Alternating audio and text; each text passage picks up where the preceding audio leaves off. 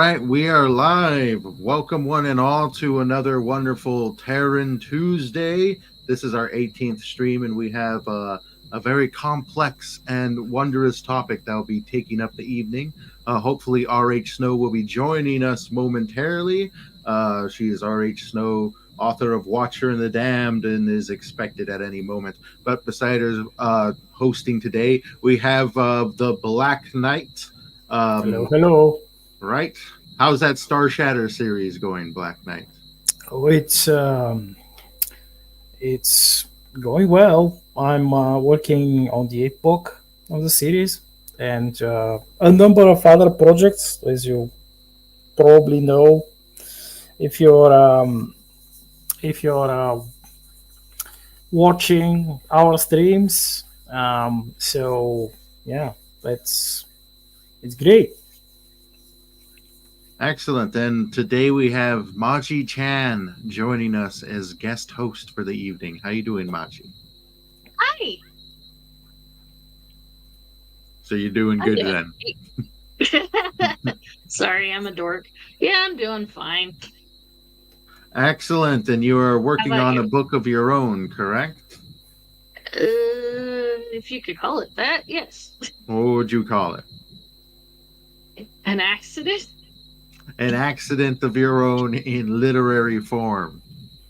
It was a joke that became a meme, that became a rumor, that became a story, that became a book. With a couple short stories by other people, including Snow. I'm not sure how this is going to end up by the end of it, but right now I'm going on 1 year, 9 months, and still, over halfway done with the second draft, with one more draft to go. Excellent. Sounds like one heck of a wondrous journey, and through a wondrous journey through an unknown cavern, and who knows where you're going to appear on the other end. Oh yeah, I have no idea how the publishing's going to work. Ninjas. And joining us, oh boy, finishing is half the victory right there. But joining us is R.H. Snow. How you doing, Snow? Yay! And first thing I want to say, Maji! Hi. You hear me? Hey, you're coming through a little choppy on my end. I don't know if that's just me though. The internet's No, I can't hear her. I just thought it was my internet cutting out. No, it's mine probably. I'm getting a really weird buzz on my end too. It's like really super loud. Probably something. But yeah, I'm so excited about Maji's book. I'm like, I was there when it was just there. That's better. Can you hear me now? Yeah, we can hear you. Yeah, the buzz suddenly stopped, so it may just be on my end. No, it was so cool. I was there when it was just a twinkle in Maji's eye, and now it's growing. Look how big it's gotten! Yay! It is huge. It's growing, and it's go for it. Everybody knows it. And I want to say it like a wrestler. James, can you do it? Do it. Do a wrestling voice. Do it, James. Do a what voice? Wrestling voice. A wrestler voice? I can't do a wrestler voice. Okay, I'll do it. Okay. Be there. Sunday. Maji-Chan is going to make a book, and it's called The Legend of Shalar. There you go. I'm probably not going to use Maji-Chan for the name just because it's already taken. Oh, really? Okay. Oh, it's already taken. What? Yeah. If you type in Maji-Chan on Amazon, somebody else has written something. But shoot, you type it on YouTube. There's like 3 of us. There's me. There's another Maji-Chan. If you don't use the hyphen, that makes like witches potions and stuff. Oh, and then wow. there's an anime weeb channel, which is funny because I've had this since YouTube started in like 06. Wow. That's crazy. So yeah, I'm gonna have to do a pen name because every spelling iteration of my name, there's like 4 different people with books that have that spelling. And then with the Maji-Chan spelling, I'm just like, yeah, I'm gonna have to just do a pen name. Oh, wow. What do you think? What do you think of Shalaria? No. Cute. I'm actually going to have it tied back to my other avatar, which is this one here. And it's going to be Alma T. Clark. Wow. Oh, okay. That is so cool, like Alan Clark. Oh, Mm-hmm. you're going to be fancy. It's going to be great. No, Fancy that's schmancy. my last name is Clark. So Really?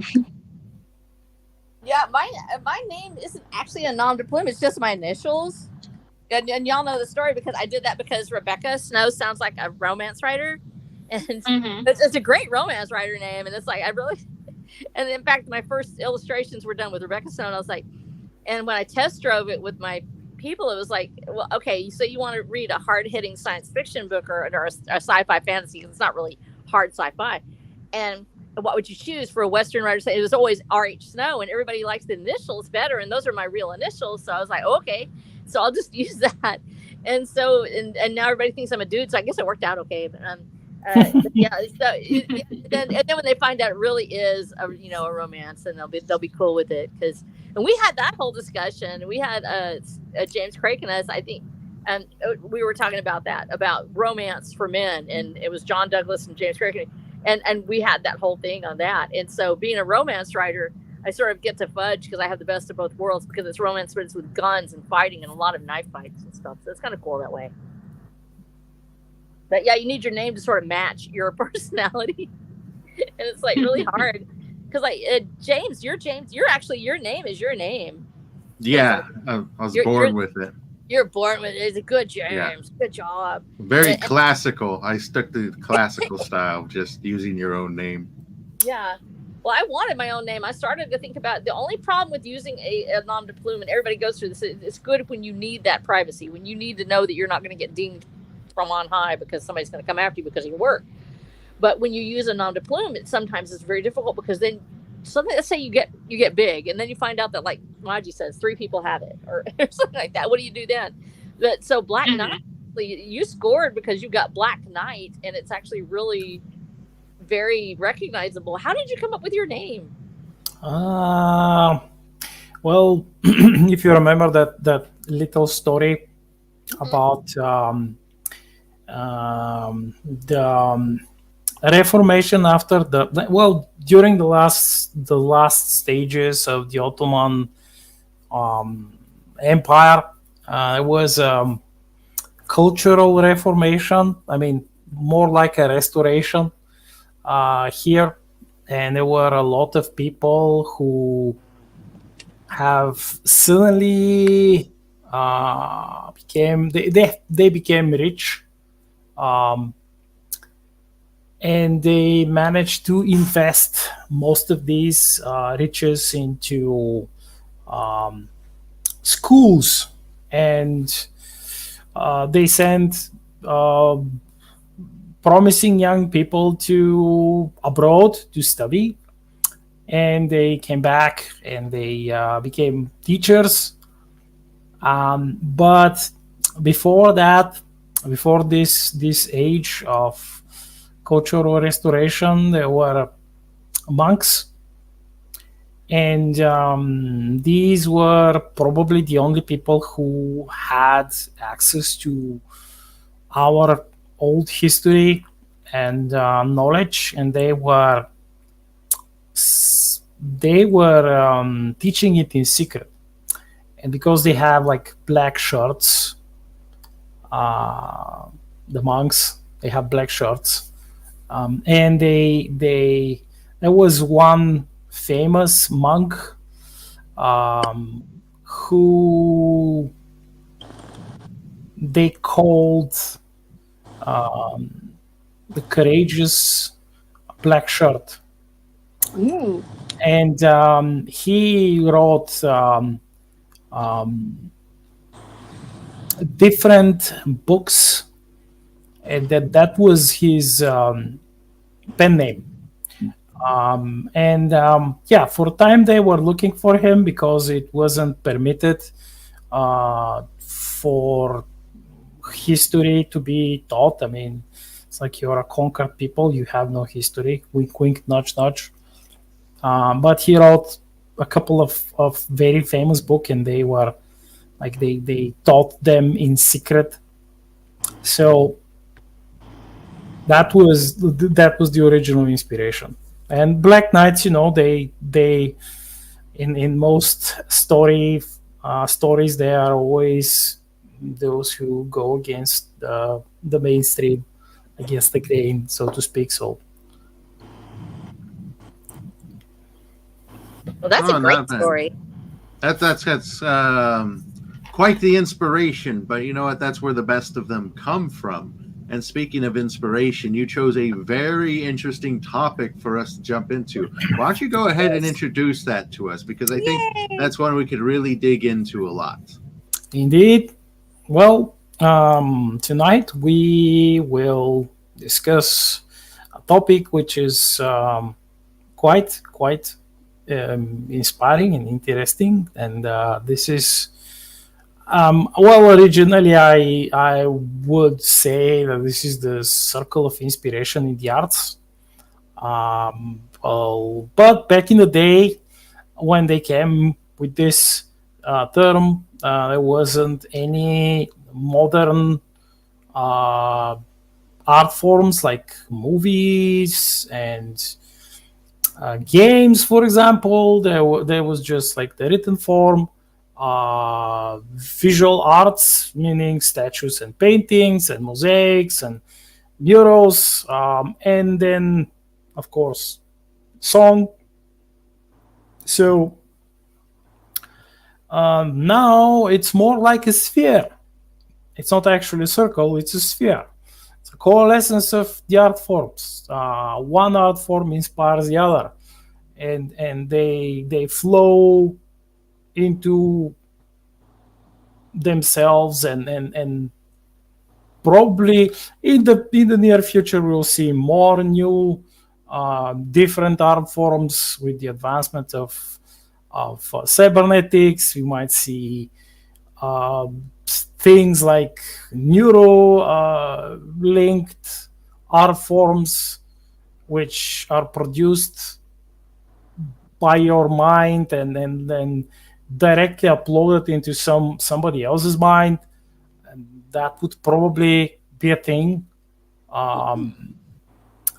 So basically, we will go from the simple circle back in the day, where there was, like, in the antiquity, there was like just three, and then we will hopefully will have enough time to talk about the sphere as it is today in our modern times, in our digital age. All right, that sounds extremely interesting. And looks like Wrangler's joining us here, good friend of the channel. Ooh, hello, Wrangler. hello. Oh, speaking of Wrangler, can I do a sudden announcement? Yeah, go ahead. So this weekend, Wrangler and I are going to have a nerd out on Transformers. Ooh. So the nerds will be set free. The nerds will transform into bigger nerds, even greater. And you know what? I think Transformers is actually a excellent, I guess, showcase of what you're talking about, the sphere, because ultimately, if you look at Transformers, it spawned a number of things that are considered like cult classics. Not only this cartoon, but obviously a cartoon meant to sell these physical toys, which is an art in themselves, as well as the statues. There you go, as well as the music itself. The music itself is still recognized. Oh my gosh, the original text was so painful. And they have, I believe it's Stan Bush, who's an artist who's become synonymous with the Transformers music, as they continuously bring them back for a number of Transformers projects throughout the years. I think that's fantastic, because he's right about this. Movie scores, because they're an entirely different form of music. They're a lot like opera in some ways. They're evocative of scenes, but movie music is so different, and we don't realize how different the form is from other forms of classical music because it's made to depict a scene that's actually unfolding in real time. Unlike opera, which is usually sung and usually in a great form, the movie score usually doesn't have any lyrics to convey what it's the emotion. So instead, it relies entirely on scoring to punctuate and narrate a scene without words. And so what we have grown up with, we don't realize that in earlier ages this didn't really exist. And so there's another sort of a facet of the circle of arts. Actually, it goes even better than that. So on Amazon, it's a band called Epic Score. They were very popular in the 2000s and late 90s for being used for a lot of TV and movie scores. They collected their scores into a complete collection of like 19 different discs that you can buy. Ooh. And it's fascinating. Oh my gosh. That's like I have so much of their stuff. Like one of them was used on the show Chopped a lot, like a Hero Returns and Victory, stuff like that. Things you wouldn't think, but if you listen to it without any of the stuff going on, like you see in the show, and just listen to the music, you could feel them. The way they designed their scores were intentionally designed to grab the attention at those certain moments, the art behind it, because like I said, you can listen to the music straight up by itself because they released a large part of their tracks on Amazon. It's just called Epic Score. That's the name of the band. That's how we find it. It's just amazing because, I mean, these are songs that go anywhere from 1:30 to 6 minutes long, depending on if it was a movie trailer versus TV moment or whatnot. And in those, you could tell the intentional emotion grabbed in that brief moment of time. Wow. And the fact that it's even that they've allowed it to be released like that, because one of the biggest issues I've had, of course, is that so many things that I love, it turns out later I go back and now it's locked down. Things that I could find 15 years ago or 10 years ago suddenly are not available anymore because they've had a copy strike on it or something else. Things that I turn to because I'm sort of a nerd in that respect. So it's really cool that they actually put it together, compiled it, and put it out there so people could, because especially as writers, saying, okay, here's something that evokes terror, here's something that evokes sorrow. It's wonderful to have that sort of. Do they actually have it like in categorization, or do they just have it sort of just the name? Kind of. You could kind of get a feel of the genre by the picture of the actual album itself. Like one of them kind of reminds you of like a scene from X-Men of them walking through the silver door with the black silhouette. And all of that music is kind of heroic fight music. Another one is like a yellow background with a ghost black looking ship. It's what you would expect from like not Pirates of the Caribbean itself, but that kind of genre where you want that swashbuckling, dreaded kind of cross-venture horror feel. So you could kind of tell just by looking at what the picture is, what the most of the score is going to be about in that area. Does that make sense? Yeah. No, that's fantastic. Was it Two Steps from Hell? I think. Oh yeah. Yeah, King Bob mentioned it. Mentioned it in chat. Yeah, that's. And from movie soundtracks we go to game soundtracks. Yes. Which sorry. I think the best movie soundtrack though would have to be the one of the best writers is Hans Zimmerman, because he combines that with the modern. Yeah. Yeah. His favorite host of mine is the one from The Last Samurai. Oh yeah. Which is crazy, and I've listened to it when I was writing. I basically wrote a bunch of my last chapters from one of my books. So this is direct inspiration.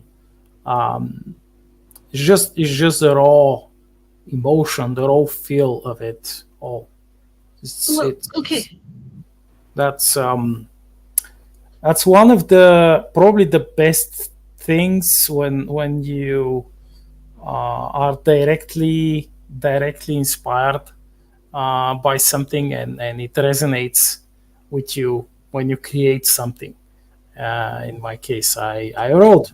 Um, it's some draw, others code, like because coding is also an art form too. It's one of the modern art forms, which is still not like it does not receive the proper well, not acceptance, but you know what I mean. It's yeah, it's just like Appreciation. yeah, they're just touching the keyboard.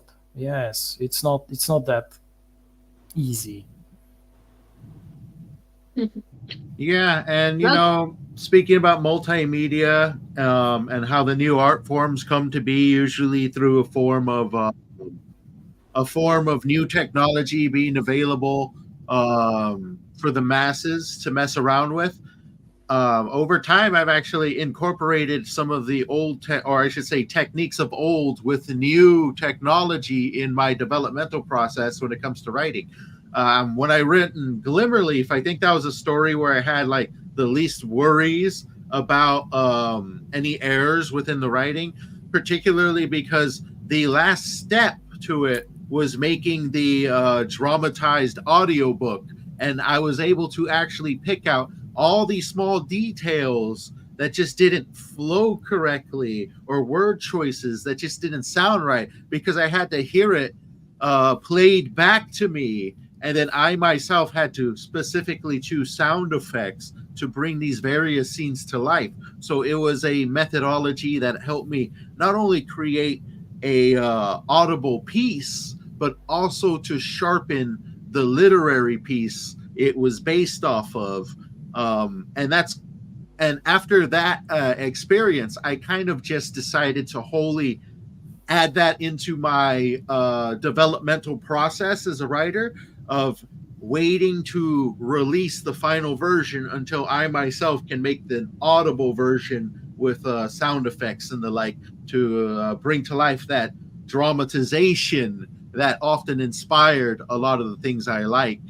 We're even talking about sound. One of the things that I pulled from the most was audible dramas, because that's one of my favorite forms of consuming media, is audible drama. So that was something that helped me with my developmental process, and that came from two places. One of them was with this wonderful editing book about writing pulps, which spoke about a particular author whose name's escaping me, but the author was from like the 40s when the pulps were popular, and he would have a series of aides typing away as he walked back and forth in his room, kind of just speaking aloud his story, and they would all write it down. We can now do that with our cell phones. So I decided to just look at new forms of technology to aid me in my development, so that way I could release a product with the least errors possible. And the second one was actually Herman P. Hunter, a friend of the channel, a friend to all of us,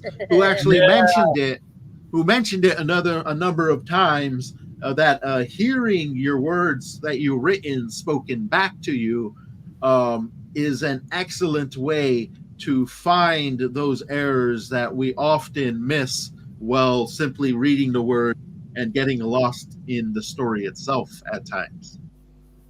Yes, you're quite correct. Yeah, that's I was using the robot lady, as I call her, was speaking aid from, I think, PDF reader software, which, I mean, back in the day it wasn't very good. Like but right now it's like with the advancement of AI like algorithms, we have quite nice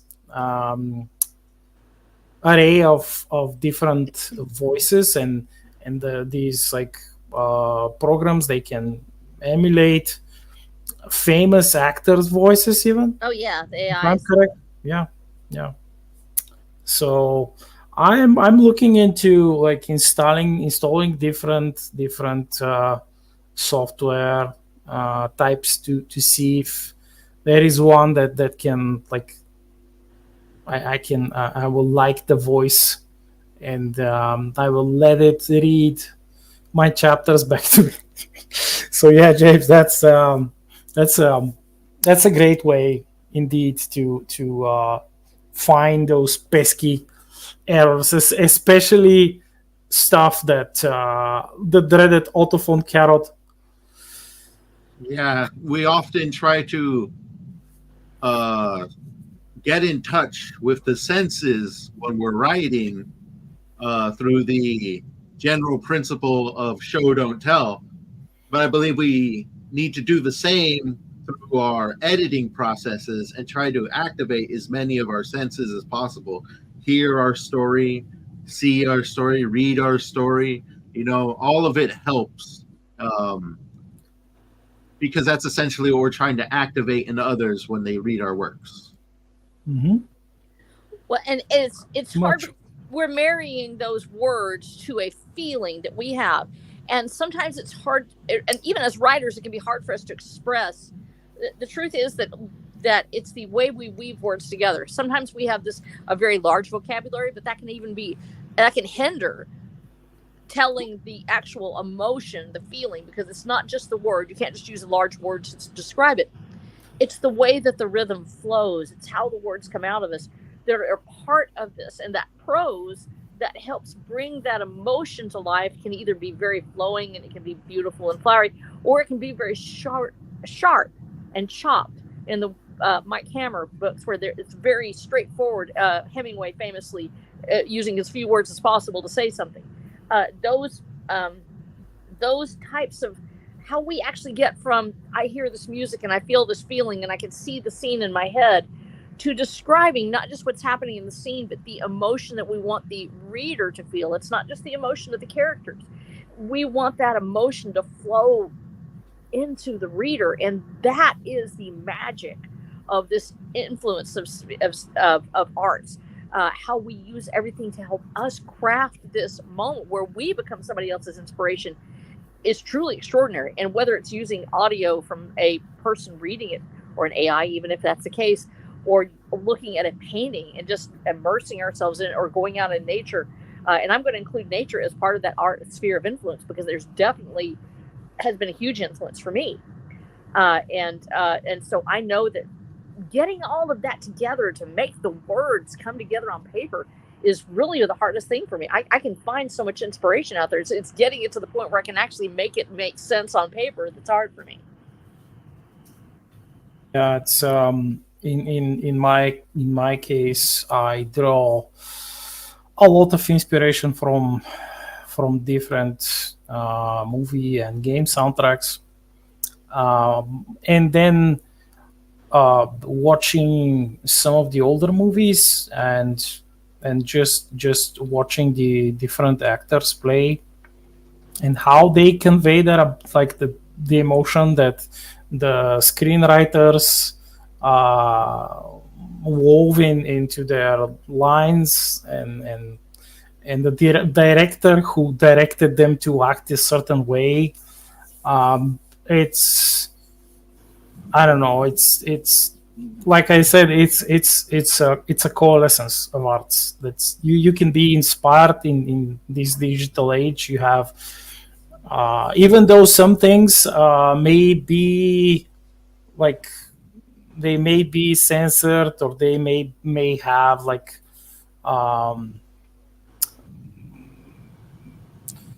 difficult you may have difficult access to certain pieces. you can draw inspiration from as many other forms of art as possible, and that's why these days it's not just a circle, it's a sphere. It's a giant fluid sphere, and you just don't know what I mean. You have so much. We have so much information at our fingertips with the internet that you just might stumble upon, just like I did once or twice. We might stumble upon, let's say, a poem somewhere written by someone you will never know in real life, but it struck a chord, and I wrote a poem, and then I created something else. I wrote a story, and that story turned into um, another poem, and that poem turned into a haiku, and that haiku uh, sparked my interest in learning how to write haiku. I mean, I'm still learning how to do it, even though I've written a few hundred. But it's just you never know.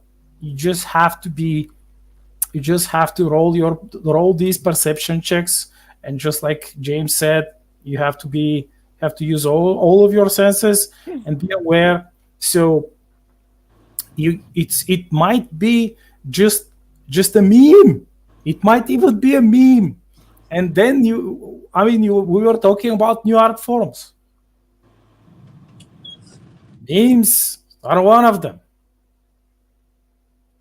Trust me, a meme has turned into a year-and-a-half project and is possibly going to be 2. No,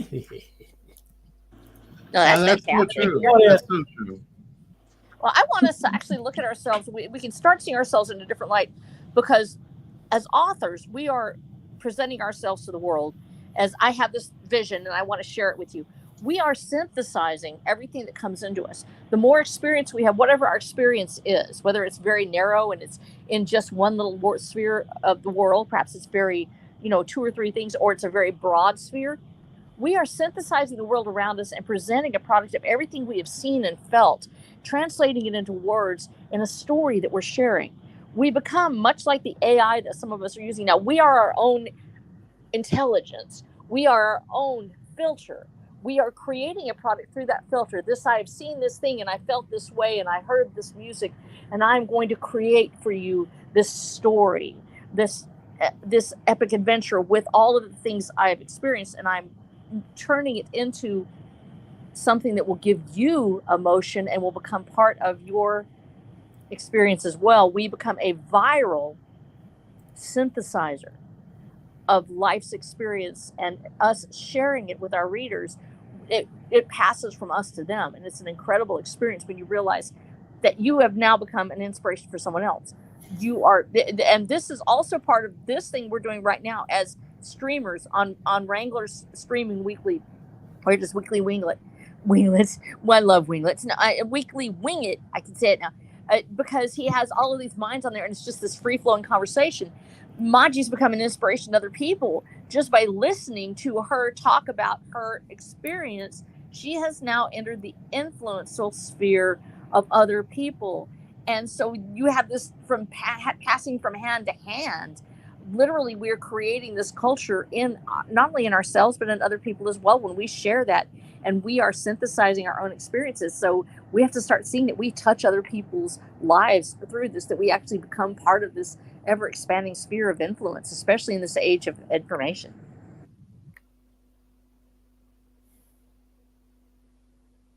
Definitely. It's like you said, it's an age of information and an age of inspiration, because there's never been so much forms of consumption of similar media or the exact same tales. Like take Hunchback of Notre Dame. I guarantee you have a cartoon, A Hunchback of Notre Dame. You have a book for which it derived. You have 4 or 5 movies of different ages with slightly different endings throughout. And you can have a radio drama of Hunchback of Notre Dame, all expressing similar tales. I say similar tales because although they are the same, there's changes in between them to fit the message and the age for which it is being produced. So you can go down a journey consuming the book, which is heavily focused on, say, architecture, as well as a exploration of character. And then you can go to the cartoon, which focuses more on the exploration of character with more of a whimsical twist towards the end for the innocent to consume, compared to some of the earlier adaptations, which focus heavily on the actual themes of the original, which was essentially all the good guys are crooked to a degree due to temptations for which they all fall into. And we take this thing that at one point only existed as a book, and then later on would exist as this strange amalgamation of moving pictures without sound, all black and white, and then come to life these decades later as a smorgasbord of versions of this exact same tale to pull from to inspire us to create the next. That's actually one thing that I've noticed about a lot of the literature of today is it's a bit too, I don't want to say it's too inspired, but there's a lot of that inspiration found throughout it where I can see more of the inspiration than I can the author. That I think that might be like a downside to the smorgasbord for of inspiration that we're surrounded by. But it's an interesting exploration, to say the least. Yeah, that's one of the downsides. One can be lost in too much information, and sometimes do not, like Snow said, transform it through your own prism, your own mind, your own soul, and your own feelings, and just make let's say a warped, maybe a little bit changed copy of it, and you see more of the specific place, the specific art form that, or like a piece, let's say a movie, a book, or a game that this was inspired from. But I mean, in some cases, if it's openly said that this is the desired goal, that you're making, let's say, a homage of a sort, well, yeah, it can pass. But yeah, I agree. It could lead to some undesirable results. Yeah, too much of a good thing, it can become a bad thing. I think that's what we're seeing a lot with the go ahead, Maji. No, I was about to say, you mean like the sequel trilogy somehow magically is almost word for word like the original trilogy? Yes. You just name, saying it. There's not much of a difference there. You name what must not be named. Oh no! Yes. That's but that's okay. Where, so I gotta... that's where they went and they wanted to have all the nostalgia, member berries, make the most money, and be extra safe, because when you have like pencil counting corp guys and gals at the top, they kill all the inspiration for anything new. and they would say, "Oh no, it's no, it's not. It's like it's never been tried. We don't know if it could make money. So no, So- you're never going to try it." I have a question for you guys. Ooh. So when I was a kid, the very first time I saw the Two Towers, Sam's speech, that speech in that movie hit me so hard that when it came out on VHS, I saved up the money so I could buy that movie and wore down that speech. Just playing it Just and playing replaying it. Yes. I currently have Yes. it written on a poster that's actually right next to me Ooh. in my room. And that was my inspiration for the story, was just that speech That alone. is so great. Oh my gosh, I'm gonna cry, man. So I'm curious, have you guys been inspired by something you've read in a book or seen in a movie, or just something that hit you like a truck that left a feeling that couldn't go away to the point that it made you want to create something? Yes. Over and over again. But I'm gonna let the guys go first because I'm gonna talk. James? Go ahead. Do it. I'd say there was actually a video game called, what was it called? No, it will come to me later on. It was basically one of the first games I played that had a narrative structure and was less, complete a variety of missions, shoot your way through, whatnot. I was young, and there was like N64 days going to original Xbox. It was a culture unto itself. And Oh, I love this. this 64. game Nice. comes out on the original Xbox, and I'm playing it all the way through, and it has a twist in the middle that just completely took me away. And that twist is actually the inspiration for a character that's probably one of the most complex and unique characters and stories that I've dreamt up of like a decade ago, and have been slowly trying to piece it together. That there's still a lot of complicated aspects to it, but at the same time, it's like one of the stories I'm most eager to write. It's just it's hard to share without sharing the whole thing. So I guess I'm going to say it's inspired one of the more creative projects I got going on at the back end. And What's the name of it? What's the name of the series again? I think you said it. I just missed it. no, it didn't come to mind. Oh no. Final Fantasy? Was it Final Fantasy?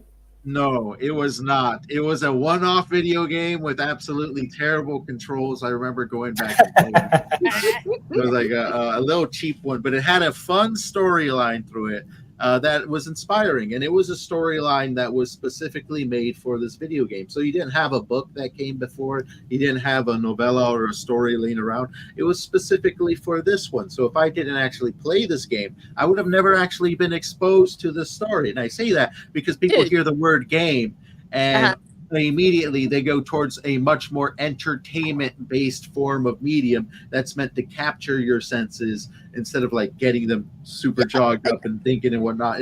But there are stories out there that are specifically made for these products that otherwise would not exist or be told. The Guardian Legend was kind of like that. That was like one of the really old school NES games, and that Guardian Legend had a great storyline with it, as well as Mega Man.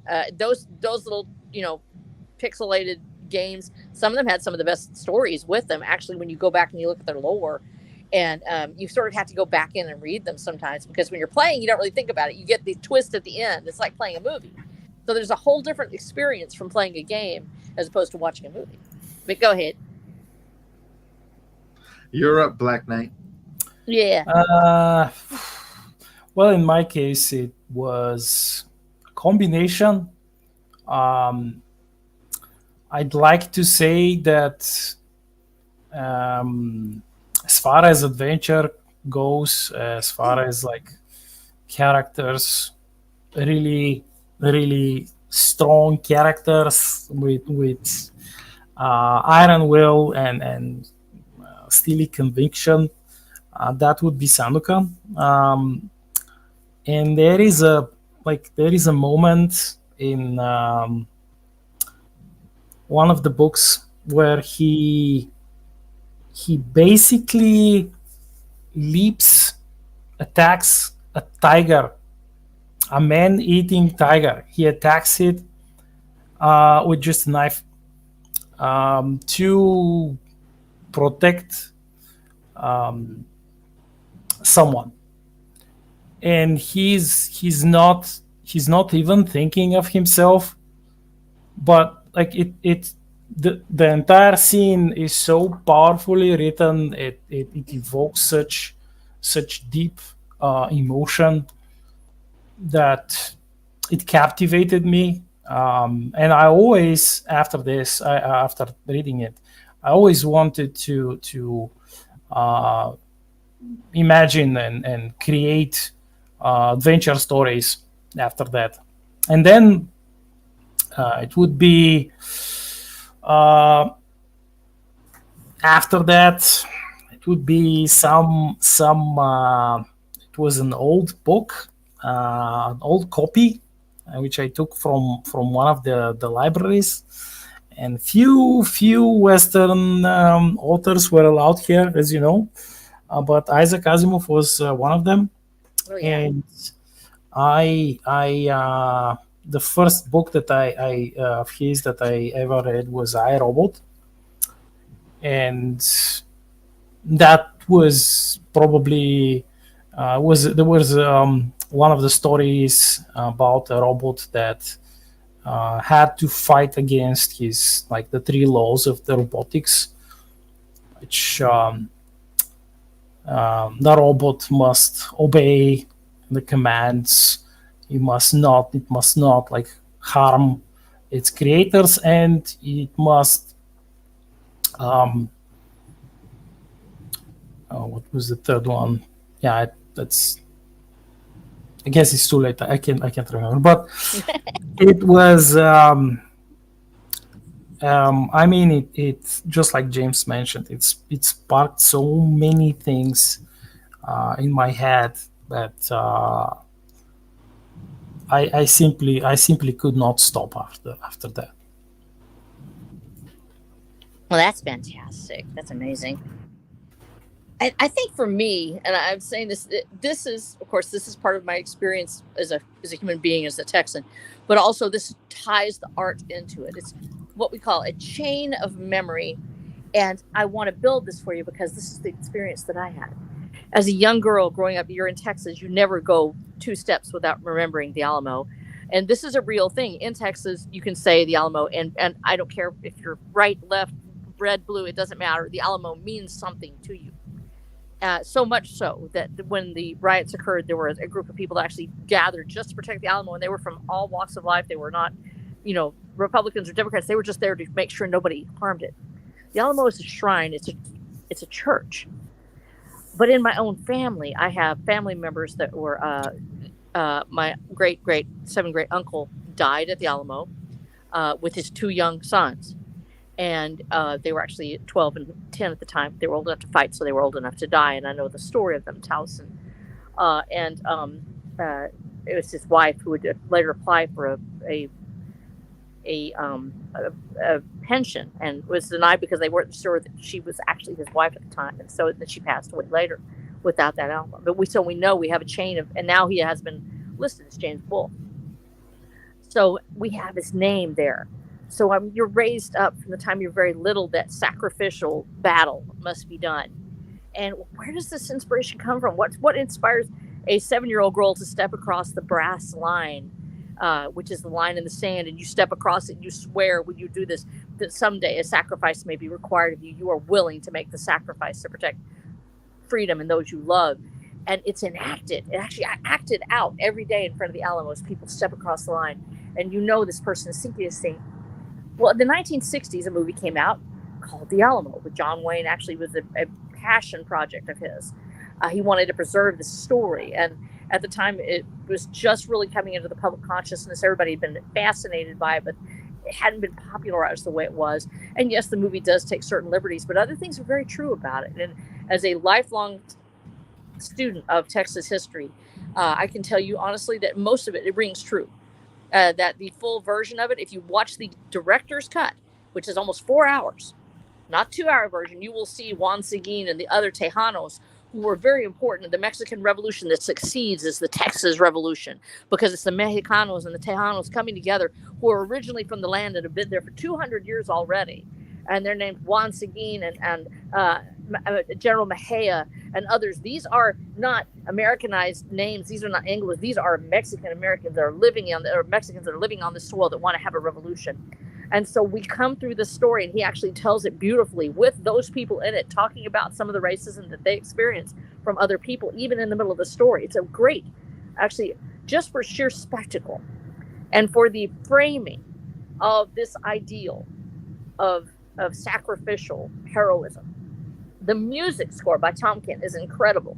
And if you know a Texan and they've ever watched the movie, the score is instantly, exactly at the part where Travis dies. The part where, Davy Crockett throws there's a part where he throws a torch into the armory and it blows up or whatever. Those things are sort of exaggerated, to make it more heroic and more plausible. It becomes like a tall tale in some ways.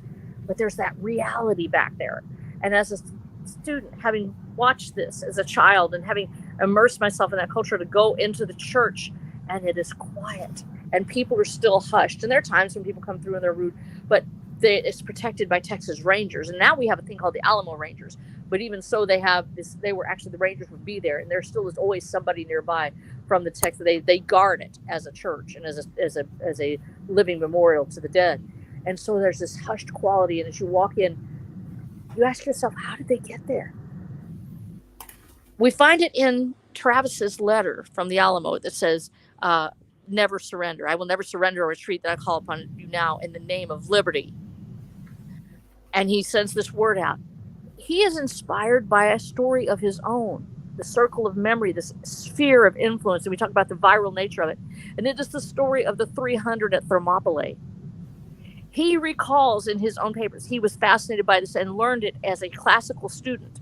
Even though he's only 27 years old, he's a failed lawyer from Alabama with a young child that he's trying to still keep his marriage going. But he knows the story of the 300. And he remembers it, and he speaks of it. And where they go and they buy time to defeat the Persian army. He will enact this at the Alamo. People who do not understand, they die because they wanted to die there, because they bought 13 days for Sam Houston to get his army together. From a story written in ancient Greece, inspiring a man to lay down his life and die to buy an army time to form, which will later set free a Mexican state to become Texas, who will later influence me as a child, stepping across the line in the sand, to write a story in Watcher of the Dam, to synthesize the desire for freedom, even in the face of overwhelming odds and against all hope, that there may be a sacrificial requirement. This is the chain of memory and influence. This is how we touch each other. Never underestimate the ability of your influence, your thoughts, your memories to touch something thousands of years in the future. Those who died at Thermopylae had no idea that they would inspire others to write about them. And they had no idea that it would inspire a man at the Alamo to die so another person could win a battle. And that they would change my life enough to write a series about their words inspiring someone else. Do not underestimate the chain of memory and the touch of the hands before you, the songs, the music, everything that you love, and how it's flowing through you will inspire someone else to do what they need to do, hundreds, if not thousands of years from now. Yes, that's which reminds me. I know you've read my first, like the Yes. intro. And do you remember that chapter where I introduced the moral officer? Yes. And there was a scene in space where there was a monument. They turned the 3 ships. They conjoined their hulls and they transformed them into a monument. Well, that's their Alamo. Yeah. Yeah, I remember the three ships where they fought and died. Yes. They knew that they were going to die, but that's it's pretty much the exact same sentiment. And that's also why, you have a lot of people trying to control what they call, quote unquote, the narrative, or also like control what's okay to write, what's not okay to write, what's certain things you have to be sensitive towards, and other things you have to critique, so to say. And I believe in Hollywood itself, there's this idea that when you enter a writer's room, you have to ask the question, what is it we can teach, quote unquote, the audience? Which I think is a completely inappropriate way to kind of approach something, because to teach someone something is in itself to create a narrative and that's a very communist idea. That's and that's what they try to go after, is the stories and the culture, because it is like these stories do breed lasting culture throughout generations. They are not inspire optimism and hope. And and it's that lasting culture that kind of keeps the sphere going, so to say.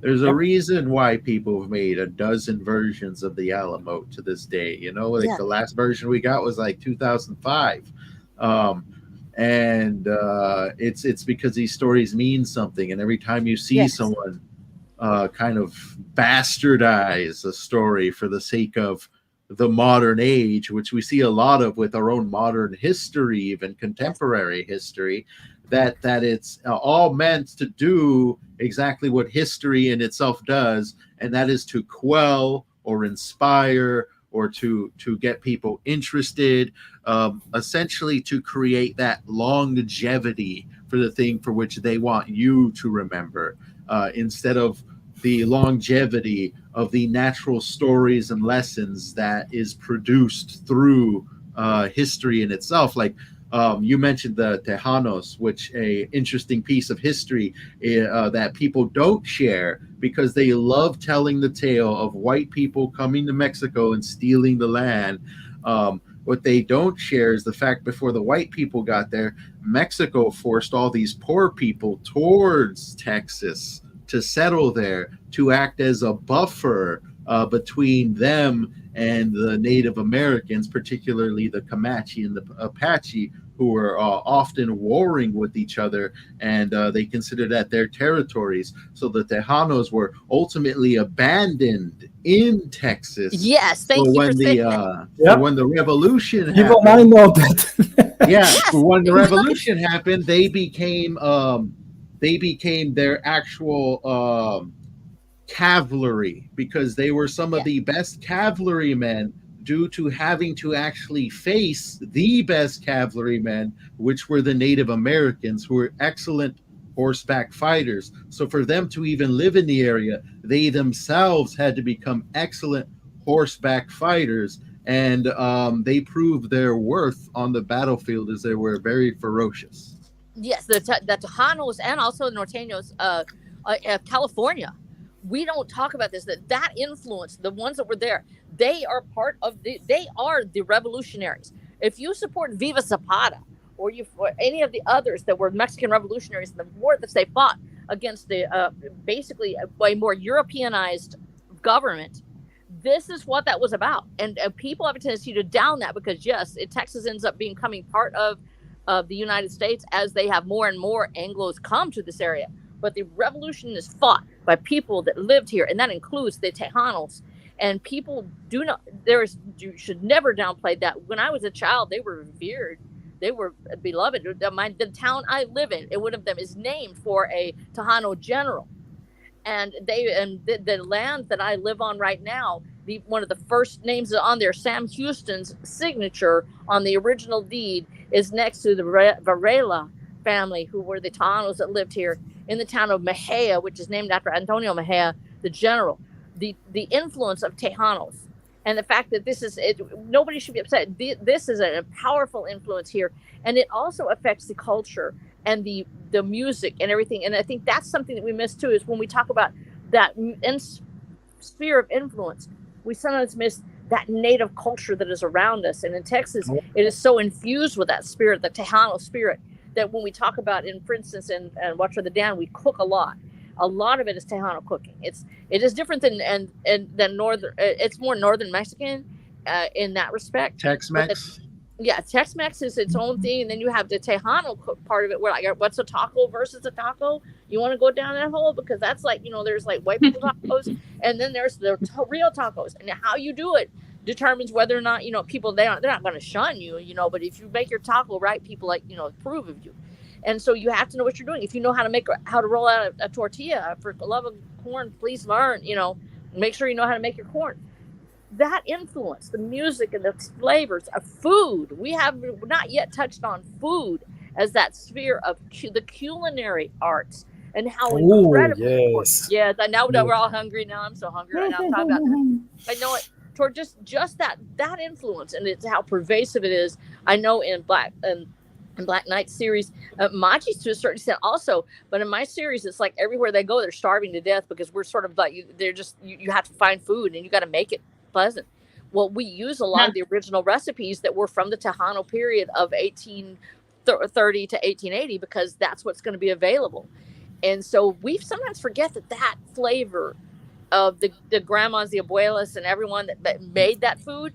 When you pick up a tortilla in your hand and it is made by the angels, otherwise known as your grandma, your abuela, and you realize that you're feeling the same pat that her grandmother taught her, and that her grandmother before her taught her, it becomes an art form.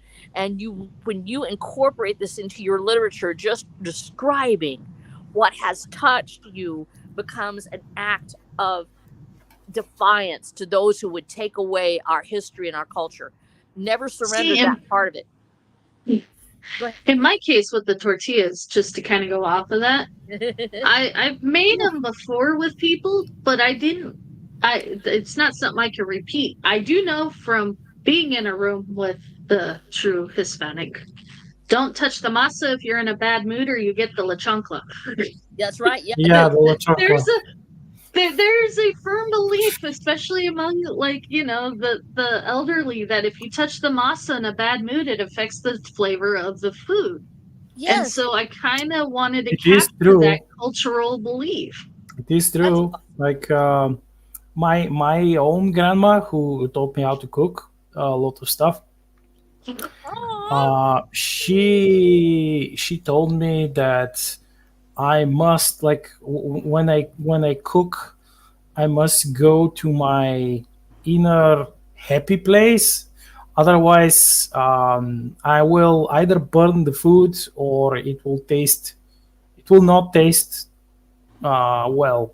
It's not going to be good. So yeah, it's pretty much quite the same here with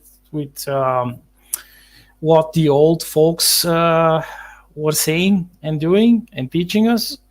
So yeah, that's, and since my friend,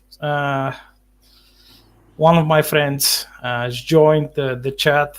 Hi, chat. The moral officer Gran. So yeah, she knows about a character, one of the characters that I wrote, who is also a grandma. She pretty much made special battlefield cookies, which it might sound corny to some, but when you're a soldier in the whole mess which is a battlefield, and you finally receive warm food, hot food, cooked food, and you're not, and something which was made in safe conditions, which was not hurried, it hits differently. It kind of, it gives you, charges you with this extra dose of energy, just because it was baked, or it was cooked by someone like your wife or your granny or your mom. Of course, your mom. Yeah. And in this case, this is this like mega wholesome grandma who's been on the battlefields for most of her life, like probably over 70 years. And she saved so many, like thousands upon thousands of people. And she has this secret cookie recipe, which was passed down by her great grandmother, and she kind of makes them the same. And always when she goes to a new battlefield, she would give some of the people like a cookie. No, this is a real thing. Here's the thing. When you wrote this, okay, so imagine it's 2011 again, and it's the first year that I actually am a firefighter, and I'm working as an EMT, and I'm going to say hell because it was true. Hell broke loose. Literally everything caught fire, and for almost 30 days straight, every day we were at 2 to 3 different fires every day, all day long. And I was out there frequently by myself. My husband was in California for part of the time. My son and I, he was 12 years old. We went out, we fought fires all day long. My daughter found out. I was exhausted. We would turn around and it's our neighbors. There's like people's houses on fire. There's things happening. We have to put it out. It was a lot like California that year, except we're just little bitty firefighters. And there were horses everywhere. We'd have to get them out. We had to try to save my house. So my daughter finds out that we're just don't have time to cook. And she's like, you're not getting enough protein. You're going to exhaust. She created a firefighter bar. It's called a firefighter food. And it was literally like a granola bar, but it was made with oatmeal and protein powder and all this stuff. She created, like you're saying, a battle cookie. It literally is something but it was so tasty. It boosted my spirits. It was made with love. It was fast and easy. I could walk away from it. If I put my stove on timer, I knew it would ding off and I wouldn't catch my house on fire. And so we were able to make those. They kept us alive. It's a lot like cram, whatever, in Lord of the Rings, where you literally have something to eat. Lembas bread. Lembas is what. Yeah, there's cram and there's lembas, and it's like lembas. You eat it so you can just stay alive. This is such a true thing, and it literally did. After that 30 days, for the next 2 years, I would keep making them because I was so afraid we'd have fires break out and I wouldn't have anything to eat. But they became a part of our tradition, and so it's a real thing. Here you go. You're a morale officer. Nah, now I am. It was, but it's true. And it's funny how that sort of touched your experience, and then in my experience, it became something new, and that was that apex of that was actually my daughter going, you have to have something to eat. You don't have time to cook, and you can't. You have to take it with you, and that's where that comes in. And so it's amazing what touches off another tradition. What can be the thing that sparks something that becomes the tradition of your family? If you don't have family maybe that's necessarily very traditional, or that you've had a hard time, if you're coming from a family that's blended, or you've been through several divorces and things like that. Sometimes for a lot of people that are coming up in younger generations, they've been through so many different things that they don't realize that they are starting the new traditions for people. And I think that's a really important thing to remember. It's the thing you're doing today, maybe the thing that your grandchildren may be doing 100 years from now. Well, see, that's actually how, so St. Patrick's Day, okay, so my, don't tell my grandpa this, but his last name's actually Scottish. I will get smacked so hard. But, because his great-grandma was from Ireland, families always celebrated St. Patrick's Day, even though, I'm not Catholic. But,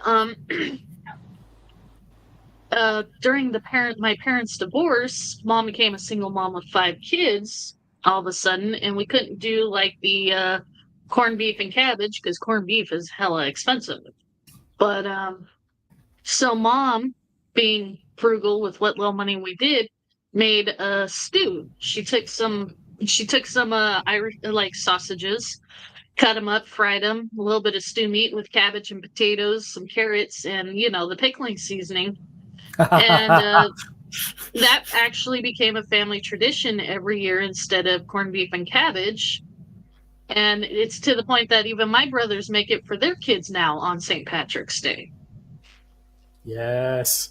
That was when you go through that experience, and I did that too as a younger woman, having to go through it as a single mom.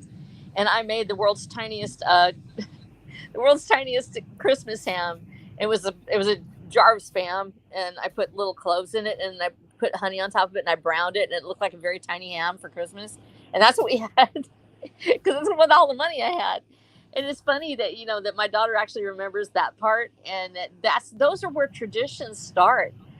We don't realize that those, especially culinary traditions are frequently born out of hard times, and that comfort food that you have is actually somebody else's just desperately trying to stay alive food. But they make it beautiful bite to bite. That's when the mom or the dad comes in and goes, "Guess what?" And you're like, "What?" "We're having potatoes." Yay! It's like they make it sound great instead of, "Dang it, potatoes again." It's like, "We're having potatoes, hurrah!" So it's really cool to think about how poverty and deprivation actually create a beautiful culture when you attack it with joy. Cabbage soup, yay! Hey, with a little bit of sausage and potatoes, that cabbage soup is amazing. Yeah, I can make killer potato soup.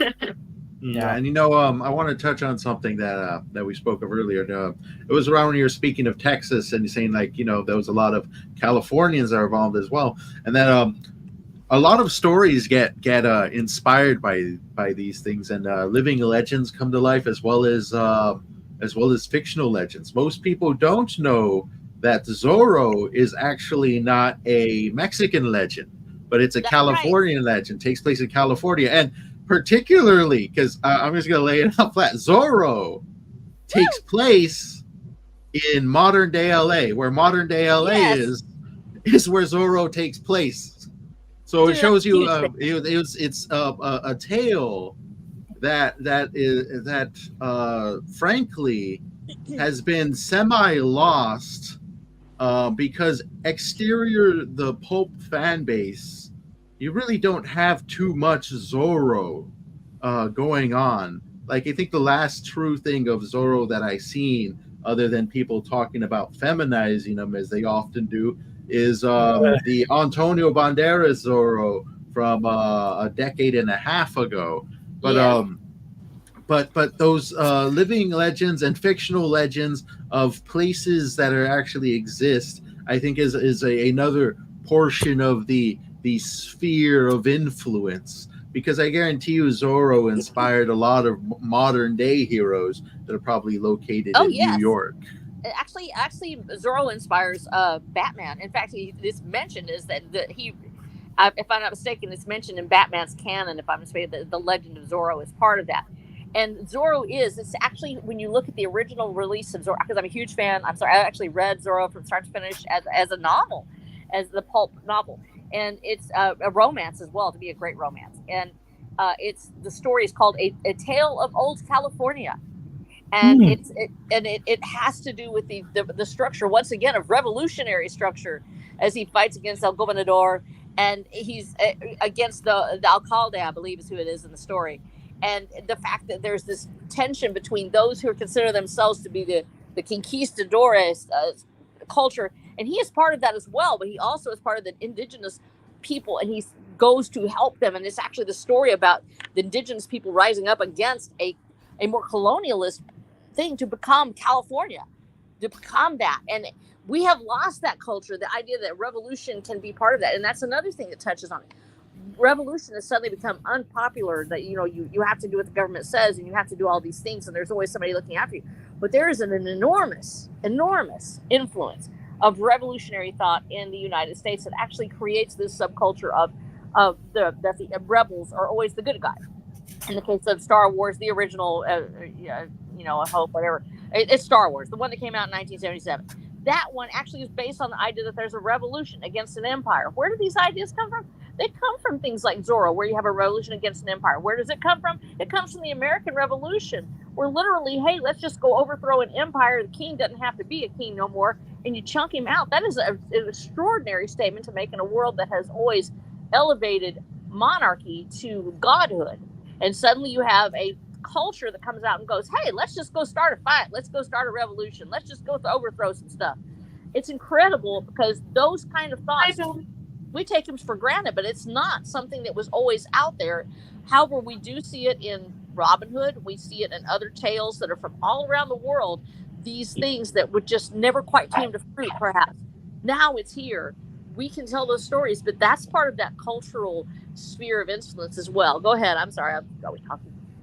Yeah. No, actually, trying to go with what you guys are saying. I'm going to backtrack a little back to James a little. Where he's talking about places and inspiration. Oh, yeah. So, sorry to kind of ruin because you're right. No, but there's nothing ruined about it. It's perfect. To kind of go off of what you were saying, though. So, I noticed when I was writing my story. I'm not an experienced author. I'm not even really an author. I was just you stop it. You are an author. You stop that. But when I was writing the places, they are based off of real places that I've been, because I can see the sights. I could smell the smells of the town. Like the main town that you start off in is a real place in Germany.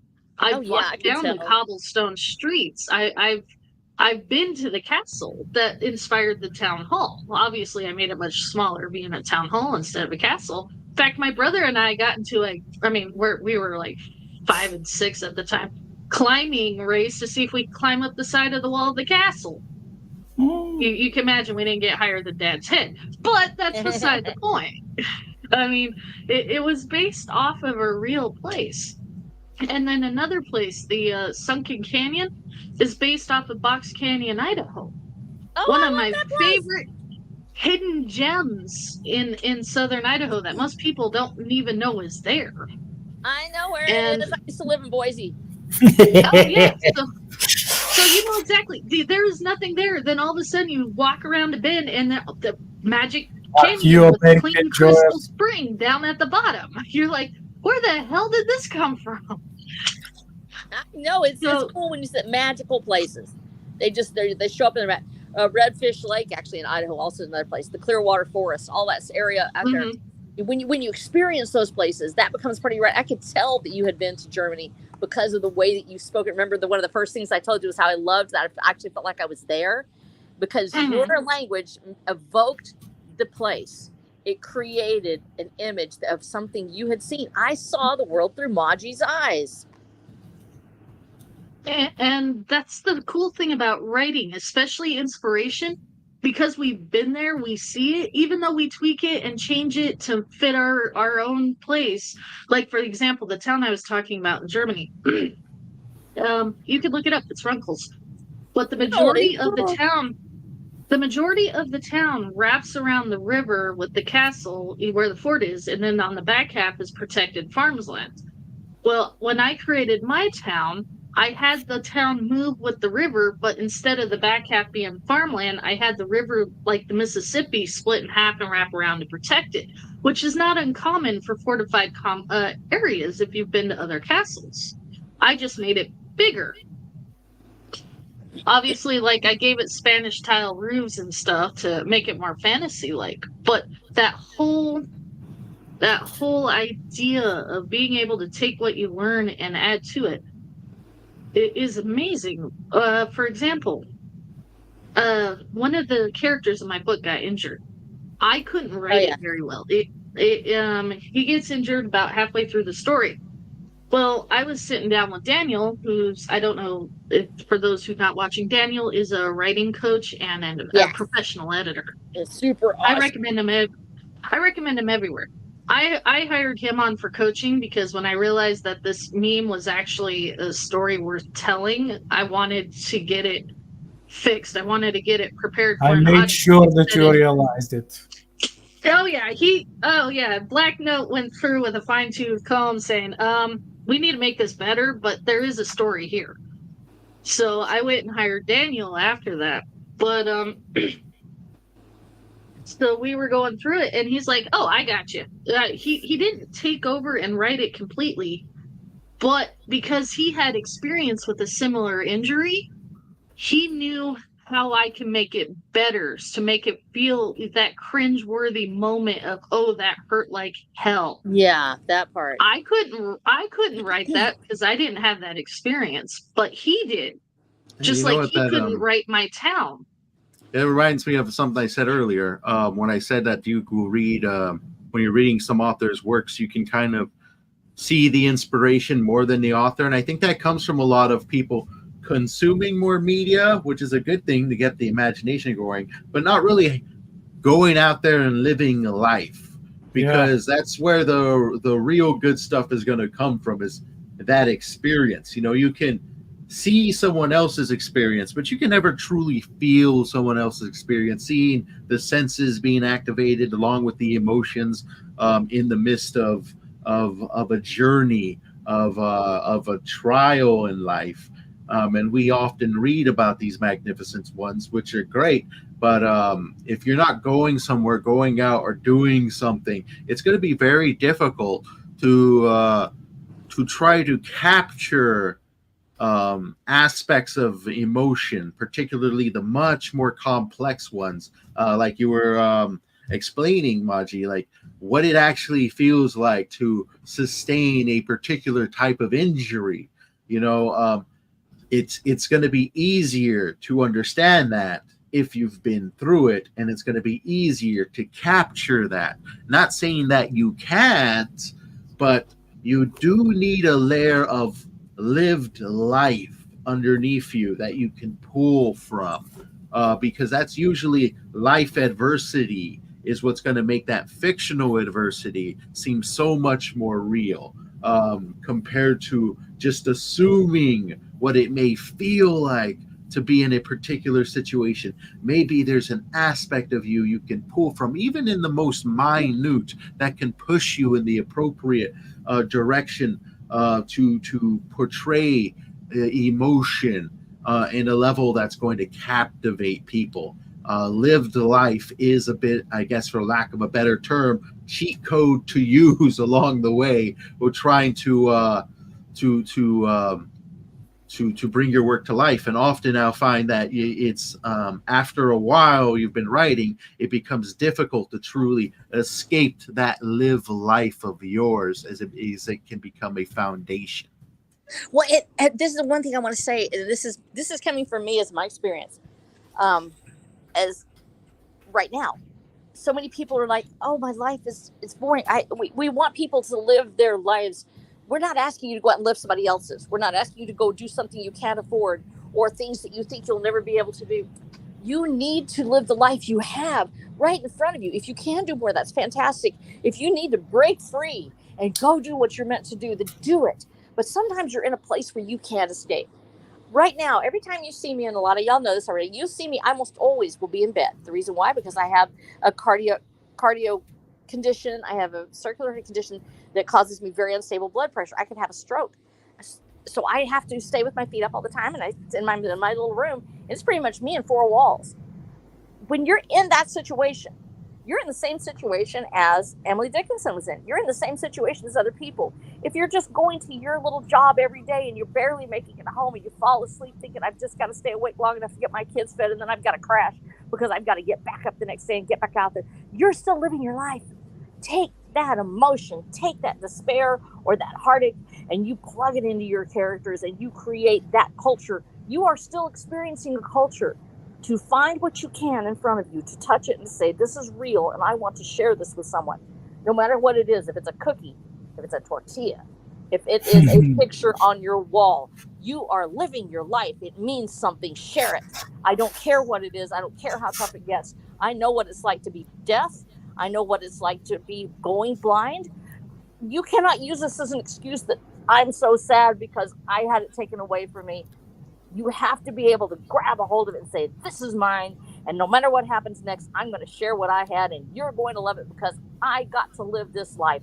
Share your life. It's worth something. Very true. You know what? An aspect that also helps with that is find real heroes, because as awesome as fictional characters are, there's just as much awesome real people that have lived life, and there's enough people that have lived life before you that your situation, they've survived.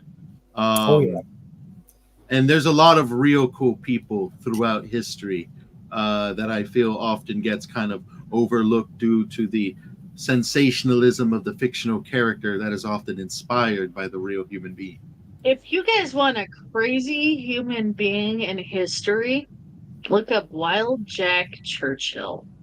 Dude, oh my gosh, is he the one that got nearly killed 1,000,000 times? He's the one that went into Sword and has a picture in the I think it was National, I don't remember where it was taken. He took a broadsword into World War II along with the bow. Oh And yeah. I've that's seen the that only picture. confirmed kill with the bow in World War II. I think it's fantastic. Oh my gosh.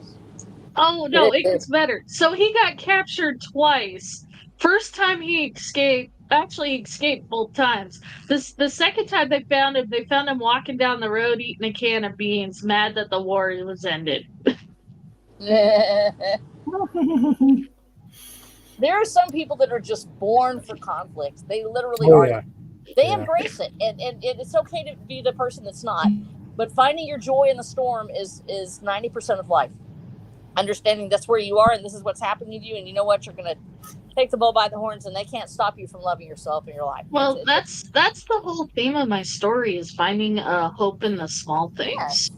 And that's what makes it so adorable. I love your story because it's those tiny moments. I don't know how to describe it.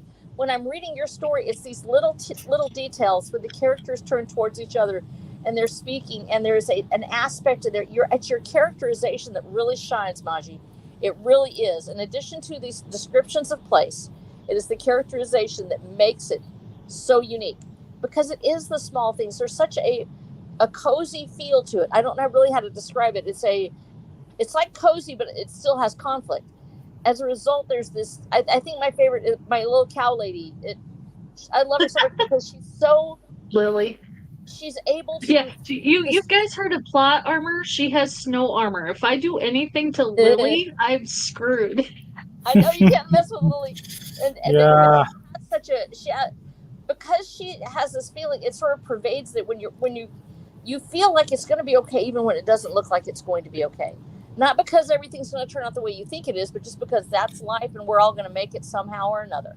And Snow. That warmth, and that's warmth. That's the one I want to describe. There's a warmth to the story, kind of like the Star Shatter is the same way. I find this warmth there. With my Lily, yeah, it's like if I do something bad to my Lily, I know that there are plenty of readers who would simply revolt, and knowing that many of them are vets.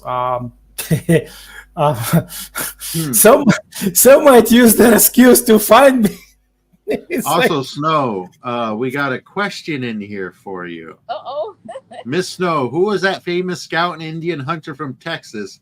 His wife and child got whacked soon after they moved down there and went on decades-long blood revenge kick. Well, I do know that we had, if you're maybe thinking of the Quanah Parker story, and I'm just right off the top of my head, I'm thinking because Quanah also is extraordinary. He's actually in Watcher of the Damned as well. But in Quanah Parker, I know that some of his people, one of the Parkers, I think, was actually part of that group. Let me see. And I'm trying to find right now because there's several that fit that description where they basically just go completely nuts. I don't think it's Deaf Smith. Deaf Smith is the one I'm most Bigfoot Wallace is another one. Monroe's. Let's see. Plenty of them. I'm looking it up right now. I'm going to try to find it because there's several of them that have that same story that somebody got whacked and they literally just go. Ugh. Yeah, I mean, that was the West. It was a violent time. It was anarchy to a large degree. Yeah, it was. He says it began with the J. He gave 3 names: Johnson, Jackson, and Jameson possibilities. Oh, hang on a second. I'm looking. Was he a Texas Ranger or was he a scout? It doesn't say. I don't know. Might have to leave it in the comments as we're about to wrap it up. I may have to leave that in the comments. So I'm sitting here trying to look it up, but I can't find it fast enough. Well, all right. Well, with that, we're wrapping it up. Black Knight, where can people find you? Well, people can find my books on Amazon. All 11 of them. Wow.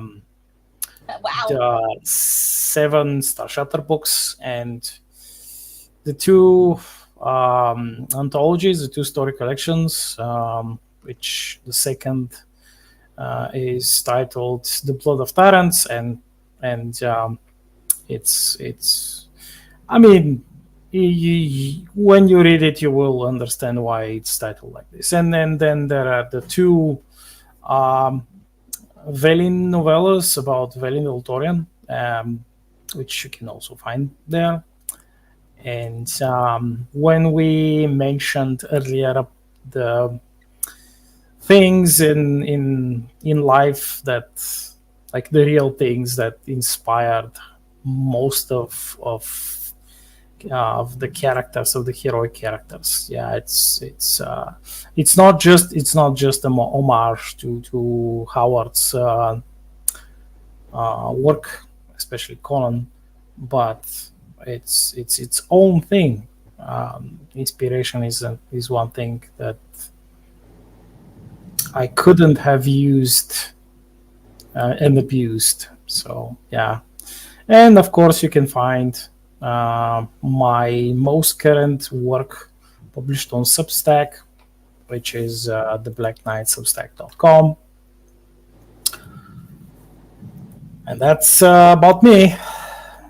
Excellent. Maji, how about you? If people were trying to get in touch with you to find out more about your upcoming project, where can they look? Not really anywhere, but I guess you can find me on a Drink with Crazy Discord. For those who don't know, Drink with Crazy Royce is a YouTuber who promotes indie creators' works and stuff. In fact, he was the one we were memeing when the whole story was born to begin with. So Yeah, really. it's kind of his fault. So yeah, if you guys join his Discord or check him out, I'm a mod there on his channel. Other than that, everybody here knows how to get a hold of me, so they are more than willing to reach out for you. Yeah, good old Royce from Drink with Crazy. We'll see if we can snatch him on here to guest host one of these days, if at all possible. But with that, R.H. Snow, where can people find you? On the internet, trying to find the name of this guy. No, it's not Def Smith, which is a great story, but it's not Def Smith. I'm trying to, but literally, it's on the tip of my brain. I cannot even begin to say. It's not Bigfoot Wallace. I don't think that's him. I'll find it later. I'll ask my husband. He knows everything there is to know about any ranger that ever lived. And so I'll say, what is Drink with Crazy? And then I'm going to send it to Mac. And I, of course, I'm part of the Iron Age movement. I'm R.H. Snow. Hello. I love you. I love you. And I love you. If you're here, thank you so much, chat, for being here today. So awesome. And make sure to go see Iron Seas. You can find me at watcherthedam.com. I'm coming out with my 9th book, hopefully in the next 6 weeks, as I'm finishing out the edits and getting the illustrations in. And then we will have it on the shelves for you and a push towards the finish line for the whole series by Christmas of 2025. So we're about to do between 1 to 3 books in the next 9 months, but I've already got book 10 already in the bag pretty much. So we're going for it, guys! Yay, it's gonna be fun. And so look for me there, or look for me at flow.page/rhsnow. That's flow.page/rhsnow for all my socials, YouTubes, and other weird stuff. Thank you. I love you. And I'm James Esparza, the guy who's pressing all the buttons, making sure everything works. I'm currently working on a novella right now, which is a sequel to my most famous short story, Glimmerleaf. I'm a short story writer. I post all my short stories on my Substack at worldwithoutendlore.substack.com. Right now, I'm focusing primarily on Glimmerleaf Chapter 2, so I haven't been releasing stories as frequently as I usually do, but hopefully I'll get back to that as soon as I complete this super awesome project. I'm excited that you're making Glimmerleaf a longer story. No, me too. And I'm not just because I'm her voice. I mean it. So I'm excited to see where she goes. Definitely, it's a journey writing it, and I hope that it does the first one justice. But with that, thank you everybody for tuning in. We have 11 viewers. Thank each of you for taking the time to come through. Yay! If you like the broadcast, leave questions below for us. We'll be happy to answer them. Leave a comment, leave a question. Let us know what you think and what you'd like for us to discuss in the future. But with that said, we are out of here. So thank you so much for joining us this evening. Night.